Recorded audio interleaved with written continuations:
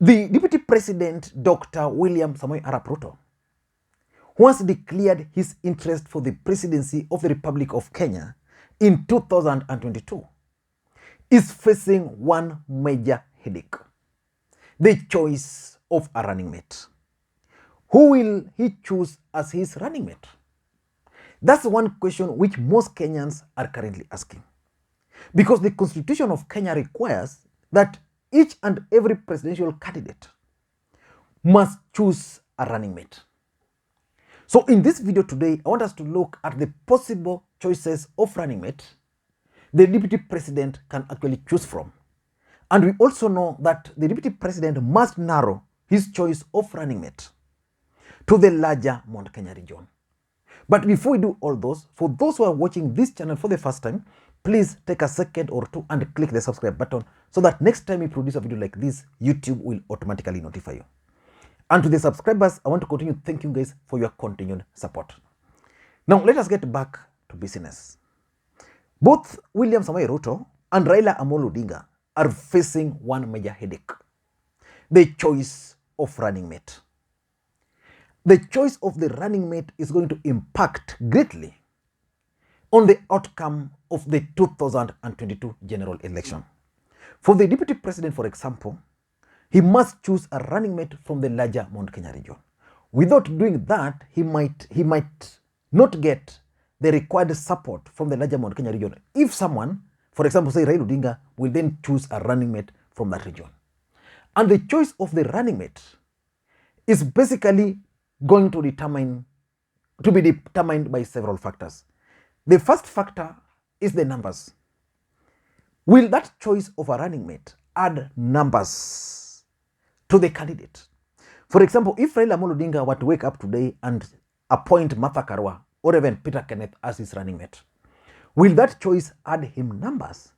If William Ruto, for example, were to decide and go for Rigathi Gachagua, will the choice of Rigathi Gachagua add numbers to his team? The other thing is funding. A good choice of a running mate should actually be able to attract funding to a team. Let's say someone like Peter Kenneth. If you were to choose Peter Kenneth as your running mate, is there a chance that the tycoons from Murang'a will pump money in his campaign in the hope that he's going to be the Deputy President? If the DP were to choose, say, Moses Kuria, can the choice of Moses Kuria attract funding to that ticket? And of course, someone like the Deputy President might not need those fundings because for him, he has the resources already. So funding is going to be also one of the determining factors. Number 3 is ideology. The ideology here means, like, if the Deputy President is not known to stand for something, like for example, in this country, William Ruto is not known to be someone who stands for reforms in this country. He's not known to be someone who can fight corruption. Then his choice of a running mate should be someone who is known for reforms, someone who is known to fight corruptions, just to complement. For example, someone like David Ndii can make a good running mate to the DP because he's kind of reform oriented. He can fight corruption. Someone like Martha Karua, reform oriented, he can bring that to William Ruto's ticket. She can bring that to William Ruto's ticket. And of course, she can also fight corruption. And also in ideology is where you can talk of now women, someone who can fight for the rights of women, so that William Ruto or Raila Odinga choosing women would fill that gap. Persons with disability and things like those. And the last factor is going to be loyalty. The fallout between William Ruto and President Uhuru Kenyatta can be attributed to lack of loyalty. William Ruto believed that he was loyal to the president. But according to the president, William Ruto was not loyal to him. And of course, if you look at the politics of President Uhuru Kenyatta and of the deputy president, I don't think they are merging at some point. So Ruto must choose someone who is going to be loyal to him. Raila Odinga must also choose someone who is going to be loyal to him. And of course, in politics, you can't bank on that. Someone might be loyal today, and then the next day he becomes a rebel. But loyalty will determine those choices. And the other question now to the deputy president, because let's not hide our heads, let's not hide our hands. Now back to the deputy president. Who will he choose as his running mate? The fact of the matter is that William Ruto's choices are narrowed. And that choice must come from the larger Mount Kenya region. The DP cannot risk choosing a running mate from Ukambani. He cannot risk choosing a running mate from Western Kenya. But if I were DP, for example, my choice of running mate would be in this order. I'll first go for Kalonzo Musyoka. If Kalonzo Musyoka can be William Ruto's running mate, I can assure you they'll bank on the numbers. Because Kalonzo Musyoka will bring the Ukambani. Ruto has Central or the larger Mount Kenya region. He has Rift Valley. Game short. But if Kalonzo can't play balls, because Kalonzo will also want a situation where he runs for the presidency, if not maybe in 2027, then he can go for the second choice, in my view, who is Musalia Mudavadi. But again, Musalia Mudavadi is under pressure and influence to run in 2022. But those two choices would guarantee William Ruto a win. But because those two might not play balls, William Ruto must narrow down his choice to the larger Mount Kenya region. He can't go to Coast. He can't choose Kingi. Because going to Kingi, he might not really understand what's going to happen to him in the larger Mount Kenya region. The people of the larger Mount Kenya region are telling the deputy president that we voted for you in 2013. We voted for you again in 2017. But we did one thing. As much as we had a presidential candidate, you are running mate. It's not your turn. We are going to vote for you, but you must give us a running mate. But the deputy president is facing challenge with his choice from the larger Mount Kenya region. Number one, there's this talk of tribal dominance. The rest of the country might not really embrace a Kikuyu Kalenjin, then now a Kalenjin Kikuyu running mate. I think that will have a lot of problems. So if Ruto were to go for a Kikuyu running mate, then that ticket is going to be exposed to attacks. And because we know the kind of politics we have in this country, it's going to be bad for him.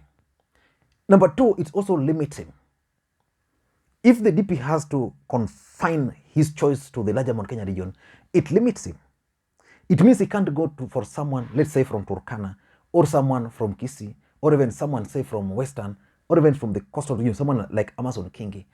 So it means his choices are going to be limited, and that might not give Kenyans the best running mate they want. But let us now go to the larger Mount Kenya region. What are his options? Who are the possible running mates? In my view, at number one is Martha Karua. If William Ruto is keen and wants to run for the presidency, he should go for Martha Karua. Why am I saying so? Martha Karua is going to bring something to the deputy president camp which they lack. Reform credentials.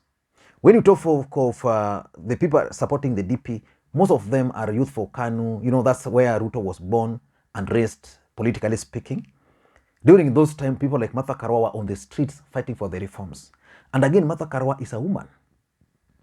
The fact that Martha Karua is a woman can attract serious funding from the international community.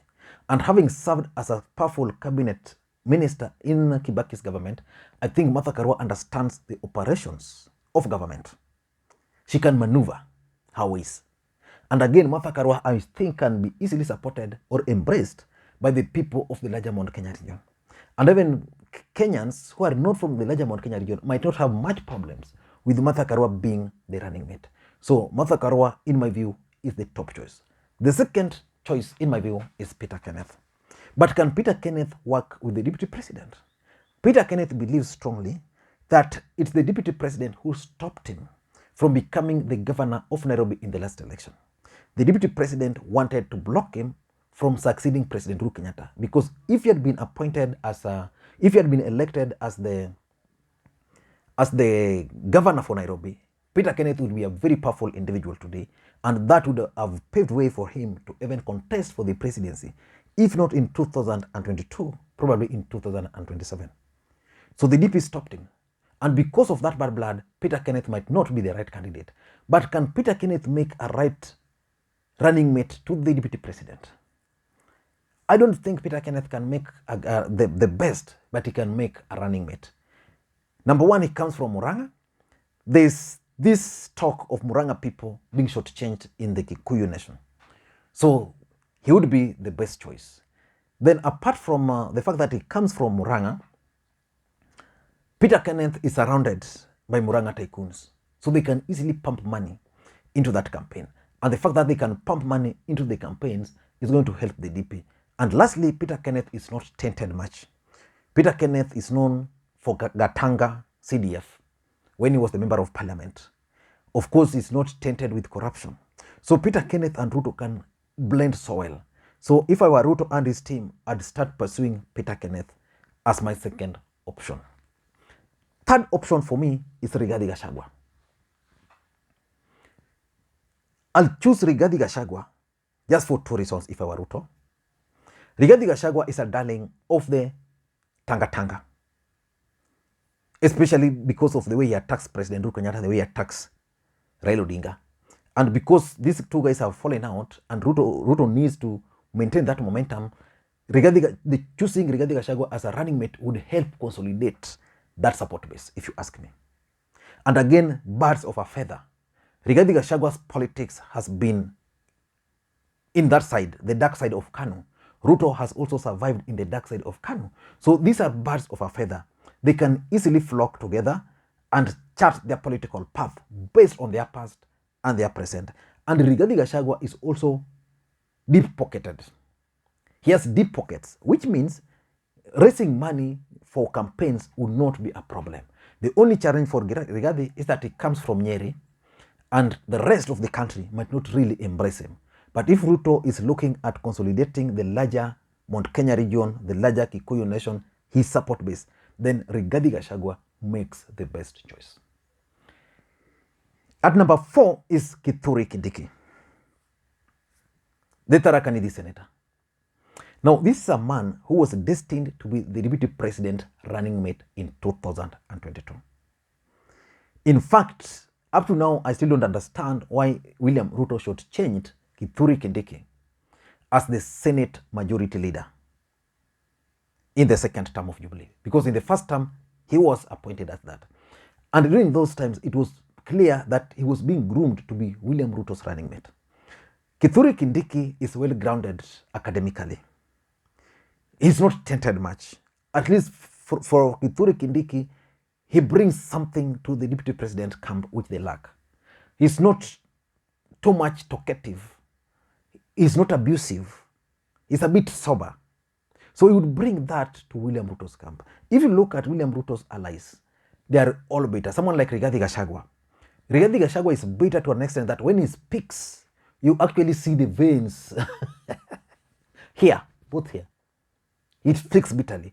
You can't say of Kithure Kindiki.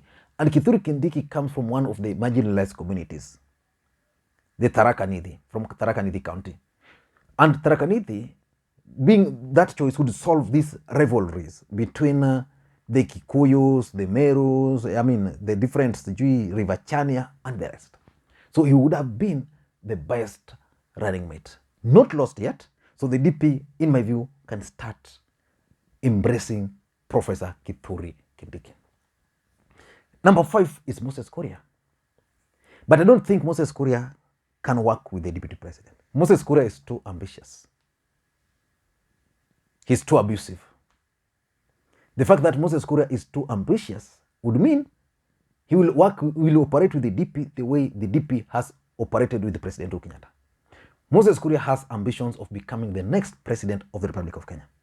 So if the DP were to appoint him today, the next day Moses Kuria would start charting his own political path towards achieving that objective of becoming the president of the Republic of Kenya.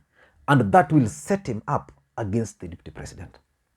So I don't think Moses Kuria would be a good choice of running mate. But Moses Kuria has a lot of say amongst the Kikuyu. They listen to him. You can hate Moses Kuria, but the people of the Kikuyu nation listens to him. There's a language he speaks, which the people of that region listens to. And that's why in one of my videos, I once opined that it is Moses Kuria who is going to save President Uhuru Muigai Kenyatta, because the president has been subdued, outwitted, outmaneuvered in the larger Mount Kenya region. But the only person who can come to his favor, to his rescue, is none other than Moses Kuria. So Moses Kuria has a way with the Kikuyus, so he will bring that to the deputy president. But he lacks loyalty. Moses Kuria cannot be loyal. If Moses Kuria cannot be loyal to President Uhuru Kenyatta, a man who picked him from nowhere, made him a member of parliament. In the last term, Moses Kuria was very powerful because the president allowed him and funded that segment of the campaigns which was running across the country as Moses Kuria. He is still not loyal. Uhuru Kenyatta comes from his own constituency. He is not loyal. So he can't be loyal to the DP. Number 6, in my view, is Mwangi Kiunjuri. But Mwangi Kiunjuri is good, but his disadvantage is that he comes from Rift Valley. Of course, he's a Kikuyu, but from Laikipia. This country is tribal. Apart from people will be hitting him with being a Kikuyu, they'll add the aspect of Rift Valley. And because of that, Mwangi Kiunjuri would have problems. And again, Mwangi Kiunjuri is also ambitious. He's already decided to form his own political party, and that rules him out because the DP wants someone who can actually be with him in the same party. And number 7, and I want to challenge the DP and his team to pursue this very strongly, Mwangi wa Iria. Mwangi wa Iria appears weak, but very strong. Mwangi wa Iria can make a good running mate to the DP. Because in the last election, there were even attempts to lock him out as the Murang'a governor. He still prevailed. Mwangi wa Iria is nursing ambition of becoming the president. But he knows at the bottom of his heart that he can't be the next president of the Republic of Kenya. But if the DP were to support Mwangi wa Iria, those traits which Peter Kenneth was bringing, like coming from Murang'a, he fits that. Mwangi wa Iria has been the governor for 2 terms. His record, I think, is not that bad. And Mwangi wa Iria is not that tainted in this country. And the fact that he was elected on the account of his reform credentials in the milk sector, I think the people of the larger Mount Kenya region can trust him. So Mwangi wa Iria, in my view, fits the bill. So the DP should start opening up talks with Mwangi Kiunjuri. I don't know what you think, but in my view, that's how I look at it. And I want to listen or to hear from you guys. Amongst these people, who do you think can make the best running mate for William Samoei Ruto ahead of 2022 general election? Martha Karua, 1. Peter Kenneth, 2. Rigathi Gachagua, 3. Kithure Kindiki, 4. Moses Kuria, 5. Mwangi Kiunjuri, 6. Mwangi wa Iria, 7. Who do you think can make the best running mate for the DP? I want to read those comments, but for now, it's Lee McQueen. Bye-bye.